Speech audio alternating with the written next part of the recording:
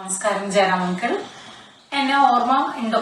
എവിടെയെങ്കിലും വെച്ച് കണ്ടതായിട്ടോ എങ്ങനെയെങ്കിലും കൂടെ അഭിനയിച്ചവരിൽ? ഓക്കെ, ഞാൻ ഒരു ക്ലൂ തരാം. ഇന്നസെന്റ് അങ്കിൾ പറഞ്ഞിട്ടുള്ള ഒരു ഡയലോഗ്, കൊച്ചുകുട്ടികൾ കുറ്റം ചെയ്താൽ കോലും മിഠായി ഡൈഡായി. ഈ ഡയലോഗ് പറഞ്ഞതായിട്ട് ഏതെങ്കിലും ഫിലിമില് കേട്ടതായിട്ട് ഓർക്കുന്നുണ്ടോ? 1990 തൂവൽ സ്പർശം എന്നുള്ള സിനിമയിൽ 4 നായകന്മാരോടൊപ്പം ഉർവശി ചേച്ചിയോടൊപ്പം അഭിനയിക്കാൻ കിട്ടിയ ആ ഒരു സൗഭാഗ്യം, ആ കൊച്ചു നായിക, അതെ, കിങ്ങിണി ഫർസീനയാണ് ഞാൻ. വളരെയധികം സന്തോഷം. ഇങ്ങനത്തെ ഒരു ഓപ്പർച്യൂണിറ്റി എനിക്ക് ജയറാം അങ്കിളിനോടൊപ്പം ഇങ്ങനെ സംസാരിക്കാൻ കിട്ടിയത് തന്നെ വളരെയധികം സന്തോഷം. അപ്പോ എനിക്ക് ചോദിക്കാനുള്ളത് ജയറാം അങ്കിളിനോട്, 9 month ബേബി ആയിരുന്നപ്പോഴാണ് ആ ഫിലിമിൽ എനിക്ക് അഭിനയിക്കാനുള്ള ഭാഗ്യം ഉണ്ടായത്. അപ്പൊ എനിക്ക് കൂടുതൽ എക്സ്പീരിയൻസ് ഷെയർ ചെയ്യാൻ എനിക്കറിയില്ല, എനിക്ക് ഒന്നും ഓർമ്മയിലില്ല.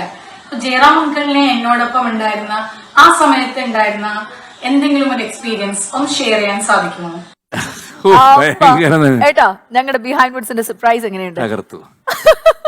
8 മാസം 9 മാസം ആണ്. കാരണം ഇത് തൂവൽ സ്പർശം എന്ന ഞങ്ങൾക്ക് 3 പേർക്ക് ഒരു കുട്ടിയെ കിട്ടും. അതൊക്കെ കിടന്നിട്ട് ആ മോളാണ് മുകേഷ് സായികുമാർ.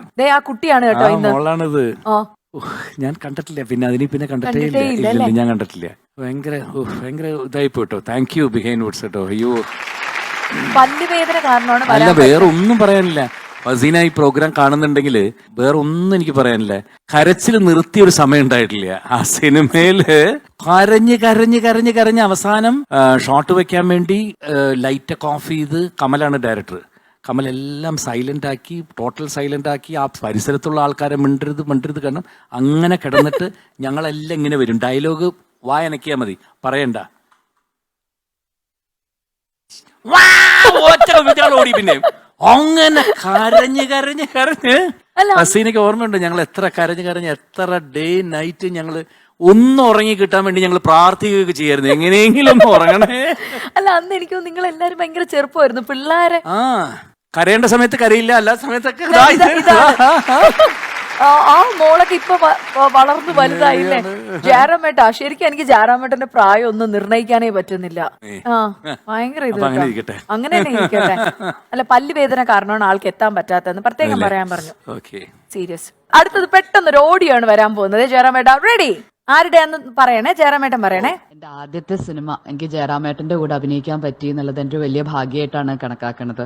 കാരണം അത്രയും വലിയ സീനിയർ ആയിട്ടുള്ള ഒരു ആക്ടറുടെ കൂടെ ഒരു പുതുമുഖമായ എനിക്ക് അഭിനയിക്കാനുള്ള ഒരു ഭാഗ്യം ഉണ്ടായത്, അതെനിക്ക് വലിയ ഭാഗ്യമായിട്ടാണ്. ഞാൻ ആരാന്ന് മനസ്സിലായോ? ക്വസ്റ്റ്യൻ ബാക്കിൽ വരുന്നുണ്ട്, ആളും നേരിട്ടെത്തും. ആരാന്ന് വല്ല ഐഡിയ ഉണ്ടോ? എനിത്തിങ്? ആർക്കെങ്കിലും ഐഡിയ ഉണ്ടോ? പെട്ടെന്ന് ഒരു പ്രാവശ്യം കൂടി എനിക്ക് പെട്ടെന്ന്